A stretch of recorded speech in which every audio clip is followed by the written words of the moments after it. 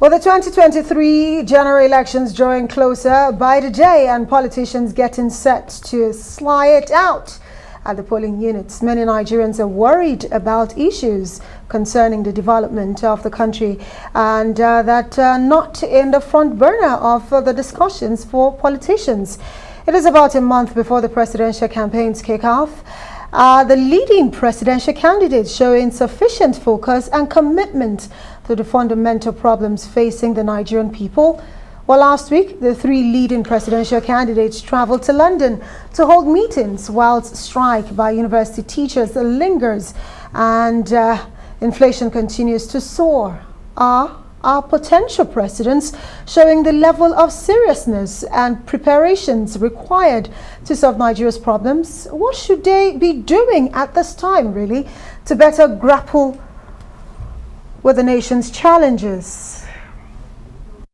The salient questions. Dr. Sam Amadi is here with us in the studio to try to really give us a perspective on. Dr. Amadi, thank you so much for being here. Well, let's just have a background of what happened. This past week, there was meetings from the ruling party to the opposition parties to even the so-called third first. There was all sorts of consultations that happened. But the Nigerian people are wondering, all of these meetings, especially the ones outside the country, when the country is still battling with scarcity of forex, the relevance of these meetings and the importance for the Nigerian people, if any. Yeah, I think there was expectedly a great backlash against the London meeting. I mean, the fact that the meetings held in London kind of triggering memory, sad memory of colonial rule, and then, of course, the fact that London has been site of what many Nigerians consider incoherent constitutional conferences that didn't, that got us started in a wrong footing. So by now, people thought that London should not be hosting,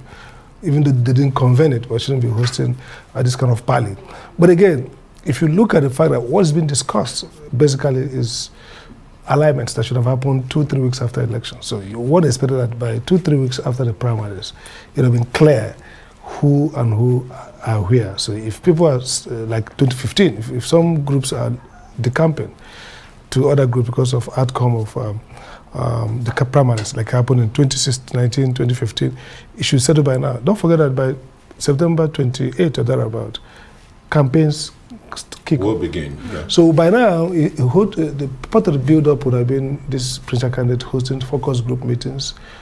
ASU has been on strike, and a strike that looks very endless, a strike that is totally maybe unnecessary at this point, a strike that could be end. So the question is, shouldn't they be meeting with the workers, meeting with ASU, students group, focus groups, pushing, apart from their policies, some of them or most of them have their so-called manifestos. But again, this is a time to run it with Nigeria, real conversations with people on the ground.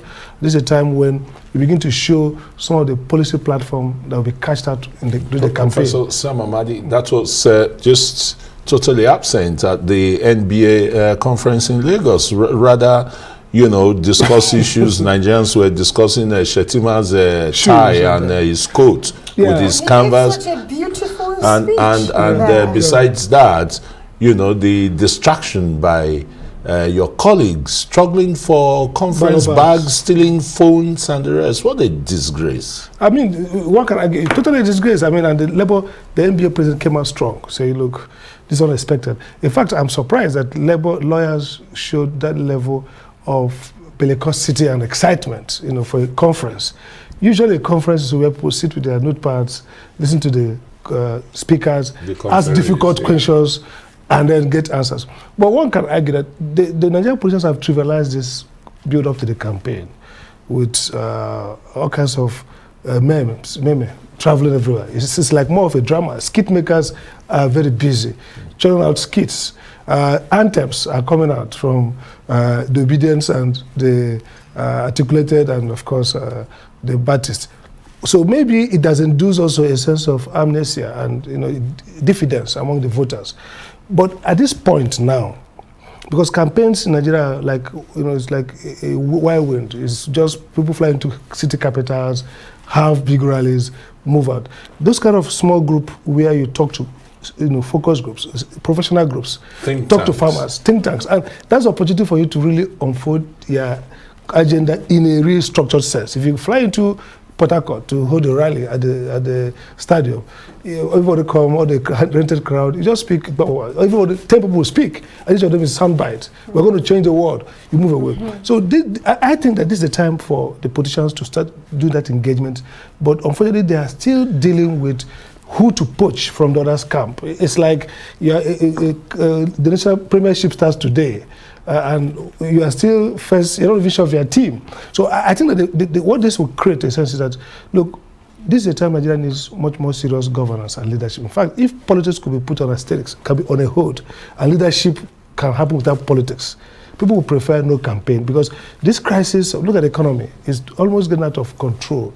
Even if a new print comes anytime from 2023, May 29, they're going to struggle to even find a footing. With the best of intention and the best thinkers, it will be a struggle. So that level of crisis requires a very deeper kind of politics. That's really the challenge. And if you look at the politicians, their seeming lack of energy for real politics, their seeming lack of focus and concentration to really focus on ideas. And then you look at the civil society, the lawyers, like we mentioned, and some other, cheerleaders themselves, everybody kind of enthused in this kind of bubble of sloganeering and trouser, ties, and all kinds of dressing, and not focus on the issue. The fear is that if there's no content, then you're going to see more of ethnicity, more of sentiment, at some point, hopefully not, but some kind of violence. Because you see, what we've seen also is that where people are possessed by issues that are rational, it makes it difficult for people to resort to easy violence. But when there are no issues, no difference apart from maybe just the drumming, exact identity. That's why INEC is saying, look, no masquerades at rallies and the rest, because that's typical of our own electoral process. At the end of the day, Dr. Amadi, these politicians, the horse trading that we're seeing is not unexpected, especially looking at how important the 2023 elections are. Some would say that would actually, it's sort of like an existential issue that we need to deal with right now. You've also alluded to the fact that we have a huge... Horse trading happens before primaries. Absolutely. Yeah? But at the end of the day, here we are. Yeah. This is what's happening. Let's not forget that INEC, there's still that embargo on campaign until the 28th of September. So this presidential candidates, especially of major political parties, what should they be doing right now for Nigerians to see how serious they really are in terms of looking forward to tackling the myriad of issues that bedevils Very this interesting nation? point. Apart from a few appointment of DG on the part of APC and chairman, so other appointments are notional. Nobody has confirmed. The PDP and even the Labour Party have not done any significant appointment. By now, we should have had the campaign team. With the eternal crisis in That's the PDP, would they now do that? They should have sorted that out quickly. So now you're going to drag into the campaign without a full-fledged campaign team. You see, the campaign team gives sense of direction the campaign will go, the kind of people you put on the strategy, communication, and all that, and the managers. Again, you begin to build structure conversation at the state level, because you're going to have the state campaign council. So all this energy of noise now gets structured into engagement strategically. Second, you want to see is more of the spokespersons talking about their policy, and that debate should be happening. Of course, because they're serious, media will not curate the conversation. But right now, the media is not even weighing in much, because there's nothing to be put on the table. When these issues are put on the table, we're only being cautious now because of NBC. Campaign has not opened. By 28th of September. Yeah. We're interrogating the issues already. No, I'm saying that we are putting it before them. Yes. It's the public. Themselves the public too now should take a cue from it and ask what is going to be on the table for us from this. No, you're right, but the parties themselves should shape that conversation by providing more robust expression of where they stand. For example, the parties don't, but we all know that first, the parties are not driven ideologically, and two, they don't have a cabinet, a non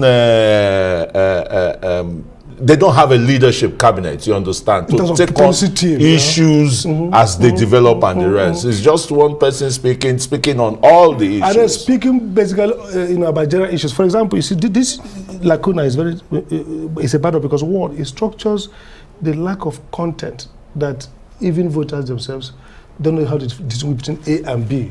So they resort to ethnicity, they resort to religion. But if they knew how to distinguish between A and B because of cultural, ideological issues, it helps to streamline campaign structure and even voter behavior. So what we want to see is maybe in the few weeks remaining for start of real politics, that we'll see more of that structured engagement with focus groups, see more of the campaign team being fully put together, and we'll see more also of issues being canvassed. Already there are insecurity issues, inflation, education crisis. If the candidates have spoken, like in monosyllables, if you like, about we'll do this. But now, by the way, by now they should probably be engaging with ASU informally, because the idea is, if you're a candidate who's going to fix education, you should be able to have that meeting with ASU. And the knowledge, and say, look, ASU, what are you asking for? Exactly. Have real deep knowledge about certain No, you issues, engage them, because when you engage them, you use to clarify your policy stand. Right. You use it to improve your own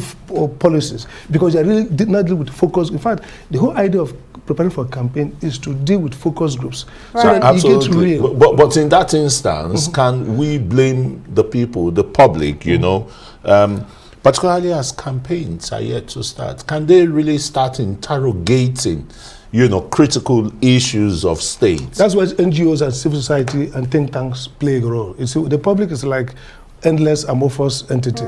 But these groups that take upon themselves that public spirited engagement should be able to now say, this is what we've seen over the years about policy and education. These are the gaps, these are the policy failures. Now, how does each of these political campaigns seek to? They can even take their policies as they publish already and say, look, these policies, this is how they want to respond to this crisis, we'll see. And then maybe without even praising one another, put some context, analytical context to what they're presenting.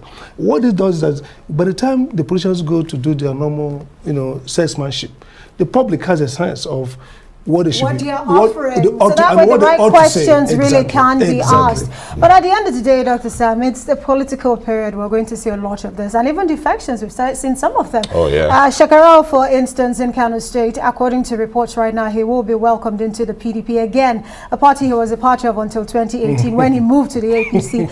And eventually, I hope he doesn't move again. He eventually left the APC just in May of this year for the NNPP, which Yeah. eventually, after 3 months, he's now back. He's on the move again. I think the big signal will be what happens in the south flank.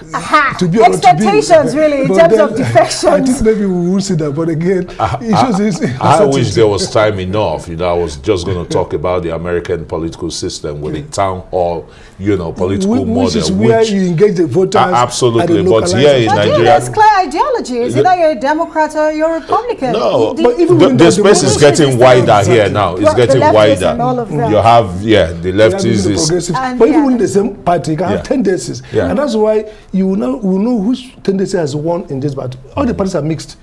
PDP may have both centrists, moderates, and extremists. APC may have. So when you see the policy platform, I can argue that, look, on APC, the conservatives have won. Yeah. Or the anarchists have won. Yeah. Then on PDP, you can say the moderates have Can you won. really say that in our politics? Because Well, of course, policy Dr. Sam platforms. Amadi, it will be very interesting times ahead of us, no doubt about it. So, of course, we look forward to more details as they unfold as regards to politics here in the country. But for now, I would have to say thank you so much.